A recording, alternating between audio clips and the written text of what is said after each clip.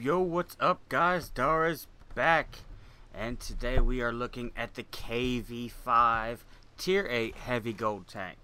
There it is. It is beautiful. So, to start off here, as far as the Tier 8 Heavy Gold Tanks go, in my opinion, the KV5 gets a really bad rap. The people's main complaints about this tank is it doesn't put out enough damage, and the whole R2 turret right there in the front being the big weak point in this tank. So to all those people, I say, kiss my ass. This tank is freaking awesome. Now yes, let's see if I go over here. Yeah, this is the live server. And if you look over here, yes, I have the T-34 as well. Good tank. But we're not on T-34 today. We're on the Russian KV5. This thing is a freaking beast. I love the ever-loving hell out of this tank. Why? Well, especially from, if you've been watching my live streams, you know I am an in-your-face MF. You know, I like to push. I like to get up in your shit. I like to blast a big old cannon blast right in your ass. And this tank allows me to do just that. This thing can take a ton of damage. I mean, on the hull, I got 180 hull armor. On the sides, you got 150. Hell, on the ass, you got 140. 140 armor on the ass end of this thing. The turret, 180 again on the turret. 150. 140 on the ass end of the turret. I mean, it's all the way around. This thing is freaking awesome. Penetration up to 209. You know, there's not a whole hell of a lot I can't penetrate, especially if I'm aiming for those weak points. Shell damage of 375. That's freaking awesome. That is good, especially combined with the fact of the reload rate of 7 rounds per minute. This thing has an excellent reload time. It's fast. It pumps out the shells. I mean, I can pump usually about 2 shells in the time it takes, say, the T-34 to shoot 1. You know, he'll shoot 1, I'll shoot 1, and I'll shoot another 1, and then we're both reloaded. He's ready for his second, I'm ready for my third. I can pump out the ammunition. I can do a lot of damage in this thing, and I can take a pounding in this tank. I mean, let's look at my service record on the KV5. Well, KV5, let's see, just for shits and giggles, let's say I got a 71% hit ratio. Only destroyed 345 tanks in it. Got a 45% victory rate and 32% survival rate. Okay, on this tank, this tank, I believe that's how it works. That's right, yep. Okay, it does calculate. On this tank, I've got 25 steel walls on this thing. Well, 18 sniper don't count, I guess. Invader. You know, I don't guess really any of these other things really matter. But I got 25 steel walls on this thing. This thing could take a beating. I mean, it's just awesome. I love this thing. I love this tank. Now, the big complaint with this R2 unit here, if you're coming, you have to keep this thing hidden. Keep it behind a rock. Play hull down. Keep it behind a dead tank. Sometimes I will poke out and I will put this half of my tank right here behind a dead tank, leaving this part exposed so that they can hit all this. Now this is slightly weak, kinda right here. I believe this is where the driver's sitting. So you could take some damage here, but this, you know, has a slope to it. And it's a hell of a lot harder to hit this than it is this. Usually they'll deflect off or end up hitting the, the mantlet. Most of the time. So this thing is just phenomenal. If I'm pushing in your face, I serpentine the tank, constantly moving the front end side to side, so that he has to move his gun side to side, losing his aim, trying to hit this R2 unit. That's the way I play it. I keep the R2. If the R2's out there and somebody's coming at me, I move it side to side. Now, yeah, it doesn't always work. Of course, they're gonna hit it, sometimes too. But it's a hell of a lot better just leaving it sit there and just letting them pound the hell out of it. So you got to keep that thing moving. You got to keep it moving. Once you learn to keep this thing hidden as much as possible, or keep it moving, make it harder to hit, this tank is freaking phenomenal. As far as weak points, of course, the R2. If you can't get the R2, hit this. If you can't get either, here, you got the commander's hatch and this little gun thing right here. I usually go for this right here. If you have a very good penetrating gun, you can penetrate underneath where the top blade of the tracks are. Now I have covered a lot of the KV history on my old channel and the original KV video before they split to KV1 and 2, which I'm thinking I'm going to move it over here to this channel just for nostalgia. I mean, that was an awesome tank, and yeah, so I'm going to do that. And there's going to be a lot of history in there, so I'm going to kind of touch on this one because the history is the same for all the KVs. All the KVs, they're just KV1, 2, 3, 4, 5 is different things they tried to do with the KV. The KV is also known as the Kilmont Kroslow-Schlaf. Yeah, remember, I suck with these names. The KV tanks were a series of Soviet Red Army heavy tanks named for the Soviet Defense Commissioner and politician, the name I just butchered. The KV series was known for extremely heavy armor protection during the early part of World War II, especially during the first war of the invasion of the Soviet Union. Almost completely immune to the 3.7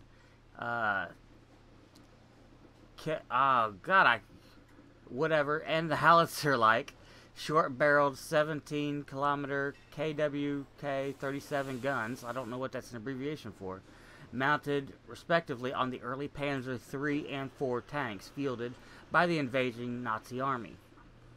Until better guns were developed by the Germans, they were often the case of the only way to defeat a KV was a point-blank shot to the rear.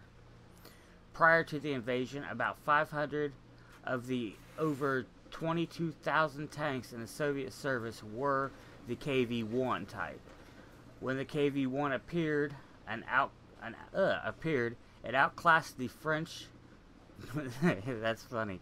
It outclassed the French B-1. Everything outclasses the French B-1. The only other heavy tank in operational service in the world at that time. Yet in the end, it turned out that there was little sense in producing an expensive KV tank, as the T-34 medium tanks performed better, or at least equally well. In a particular respect, later in the war, the KV series became a base of development for Joseph Stalin when he did his series, or his IS series of tanks, which we will cover at a later date. So yeah, the tanks, at least early in the war, were freaking awesome. Now for the KV variant, all they did was the KV5, also known as Object 225, was a canceled project for a heavy tank, armed with a 107mm gun and a large turret, and a machine gun and a small secondary turret, which we call the R2. And is that what they got on here? The 107 Zeiss? Yep. Exactly what they put in the prototype. So that's pretty cool. But this tank is freaking awesome. As far as, consumables, I go with the gun rammer. Keep this pump, just get those shells out faster. I got the large spanner because of, the amount of armor this thing has. A lot of people are going to switch over to heat rounds. And of course, for your last one, I'm going to go with ventilation when I have the money. As you can see there, hell, I got 24,000. I just bought the new Tier 7 turreted TD on the Americans. I was saving up for that, got that. So now I'm broke. But yeah, I'm gonna get ventilation on this one, and then it's gonna be good to go. Now, if you don't want the spanner, I would go with the not the vert stab. Where is it? The inlaid gun drive, if I can find it. Yeah, the enhanced gun lane drive. That's what I would go with. Just get that aim as quickly as humanly possible. Even if it's great, I always try to make it better. And let's see, does this thing tell me? Aiming time 2.9, so it's great anyway. But let's make it better. Accuracy, not so good. It's okay. But it could always be better. Alright, so with that, guys, let's... crew. On all heavy tanks, I always go repairs. Now, on your commander, you could, do repair second, or not even really necessary for the commander to have it. Let's see what I got here. I don't even remember what I got on him. So I got my command repairs, and then I got jack of all trades. Why do I have jack of all trades? Well, because I hate losing crew members, and he can fill in for them. I do want to get, here, let's hit this. What is it called? I believe it's a Sixth Sense. No, it's Eagle Eye. Eagle Eye I want to get. I want to get Eagle Eye. But I'll probably wait and get that third. I will probably wait and get that third. See how my gunner. Damn, I wish I could just click and make it faster here. I have Deadeye, which increases my accuracy and critical strike and all that good stuff. And repairs. Who's this guy? The driver. Got smooth ride. I'll probably actually end up retraining that one because I got that when I first got this tank, and I was trying to run and gun with this tank, and you can kinda, but yeah, I'm not gonna be doing that. That was when I first got it, so yeah, that one I definitely need to redo. Run and gun, we just did that one. Radio contact relaying. Again, I don't need relaying because I'm not a scout. So, what will I go with? On this one, I will probably go with this one. Extend my view range. Why not? Call for vengeance. I'm not going to worry about that one. Extend signal range. Maybe for my third one, I'll go with this one. Let's see. On my loader 1, what do we got here? We have safe stowage. Why? If you have safe stowage on one of your loaders, like I have two loaders, on just one of the loaders, it greatly reduces the chance of getting ammo racked. I mean, just phenomenal. So I will probably keep that on one of my loaders, and then, of course, stay with my repairs on there. And on this one, let's see what I got on here. I have Adrenaline Rush. Probably going to redo this one as well. Accelerates the loading of the vehicle when it's less than 10 hit points. Well, honestly, with the KV5, you're not below 10% most of the time. So I'm probably going to go with this one, which creates a chance the loader will promptly switch to. Oh, okay. So when I'm switching shell types, it will make it faster. That is really not going to help me much either, does it? I don't know. I guess maybe I'll stick with what I got then, because I don't need safe stowage on both of them. So I'll probably just switch this one for the third one, because yeah, I don't need the other ones. Firefighting I don't worry about because I hardly ever get caught on fire anyway. Camouflage, you don't need that because you're supposed to be pushing. Brothers in Arms I don't like, and I don't use it on any of my people. On this tank here, maybe for the 4th skill, I'll use Brother in Arms. But otherwise, yeah, I just don't like it personally. And then I always keep full rack of consumables. Alright guys, so we will cut here and go straight to the gameplay. I believe we had a pretty good game. I don't really remember the match, so I'm going to be watching it almost for the first time with you. So here we go.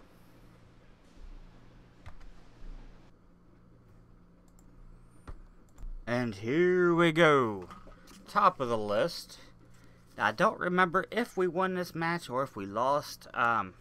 It doesn't matter, but I will show lost matches just because you don't have to win a game to have a good game. Plain and simple. I know there are a lot of directors out there who will not show a match if they lost the match. But honestly, it doesn't matter. I mean, if it was a good game, it was a good game. You don't always have to win to make it good. Alright, so here we go. You see me top of the list against IS-3 Yellow, a T-34, a Super Pershing, and a Type 59. Not really worried about any of them, to be honest with you. Especially the Super Pershing. Super Pershing is a huge pushover. especially once you know all the weak points and know where to shoot them at. I love racking them boys up just because they think they have so much armor they're untouchable. Well, they ain't seen armor, son. KV5 stomps the ever-loving hell up out of them. That's all there is to that. As a matter of fact, I think the KV5 is pretty much about the same price as the Super Pershing. And they have their weak points right out there for you to see, right on the front of the tank as well.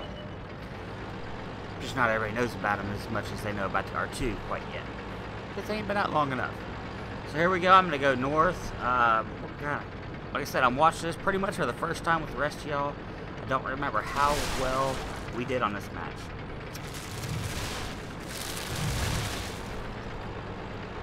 So here we go, knocking some trees down.